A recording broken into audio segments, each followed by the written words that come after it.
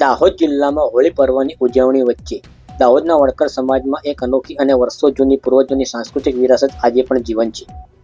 અહીં હોળીનો દાંડો રોપાયા બાદ દરરોજ રાત્રે અબાલવૃદ્ધ સૌ એકત્ર થઈ પરંપરાગત લાવણીઓ ગાઈ સમાજની સાંસ્કૃતિક વિરાસતને આગળ ધપાવી રહ્યા છે.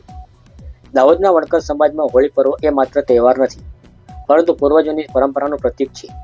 હોળીનો દાંડો રોપાયા બાદ દરરોજ રાત્રે સમાજના લોકો એક સ્થળે ભેગા થાય છે અને ઢોલ અને ડફલીના તાલે પરંપરાગત લાવણીઓ ગાવાની શરૂઆત કરે છે. આ લાવણીઓમાં ભગવાન શ્રી કૃષ્ણની બાળ લીલાઓ, પૌરાણિક કથાઓ અને ધાર્મિક પ્રસંગોનું સુંદર વર્ણન કરવામાં આવે છે.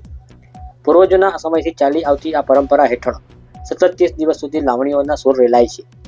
આ ઉત્સવનું સૌથી માનવીય પાસું શોકભંગની વિધિ છે.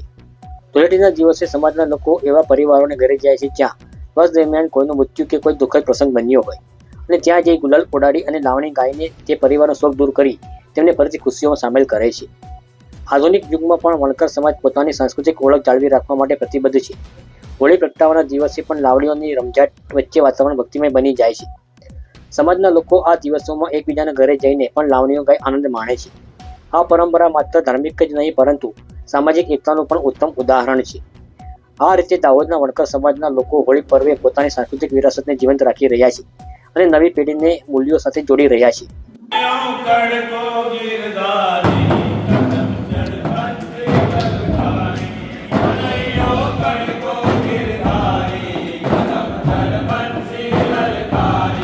દાહોદ વણકર સમાજ, દાહોદ પરગણા સમાજની અંદર આ લાવણી એ વર્ષોથી ગાવામાં આવે છે.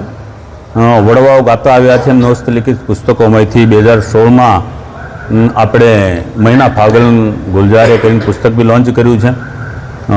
સમાજના દરેક યુવાન, બાલક, આબાલ, વૃદ્ધ બધા જ ફાગણ માસમાં 15 દિવસ આ હોળીના ફાગ ગાય હોળીના દિવસે પૂર્ણ કરે અને ત્યારબાદ રંગપંચમીના દિવસે, એટલે એમ સમજો ને કે ધૂળેટીના દિવસે સમાજમાં જેટલા ઘેરે દુઃખદ પ્રસંગો થયેલા છે એવા દરેક પ્રસંગો, એવા દરેક માણસના ઘેરે જઈ અને નર નારીઓ, આબાલ વૃદ્ધ બધા જ ગુલાલ ઉડાઈ ખજૂર ખાય અને શોક ભંગનું કાર્ય પણ આ લાવણી ગાઈને જ કરે છે.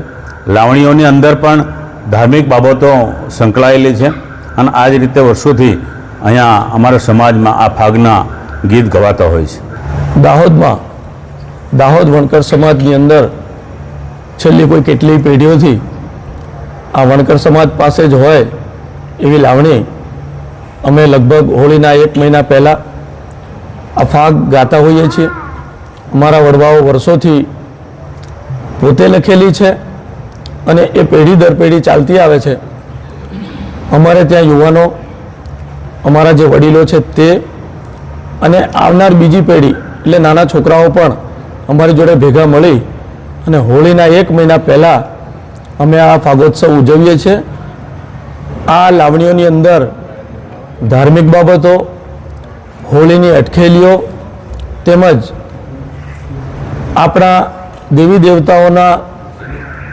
દેવતાઓની વાર્તાઓ, કથાઓ પણ એની અંદર વણાયેલી છે અને વર્ષોથી અમે એની મજા માણીએ છીએ. બધા ખૂબ આનંદ કરીએ છીએ અને હોળી જ્યારે સળગે, હોળી જ્યારે પેટાવાય ત્યાં પણ અમે આ કરતા હોઈએ છીએ. ધૂળેટીના દિવસે અમારા વડીલે કીધું તેમ કે જે અમારા મરણ પ્રસંગો થયેલા હોય ત્યાં પણ અમે રંગ છાંટણા તરીકે એ લોકોના ઘરે જઈ અને આ શોકભંગનો કાર્યક્રમ આ લાવણી દ્વારા જ કરતા હોઈએ છીએ.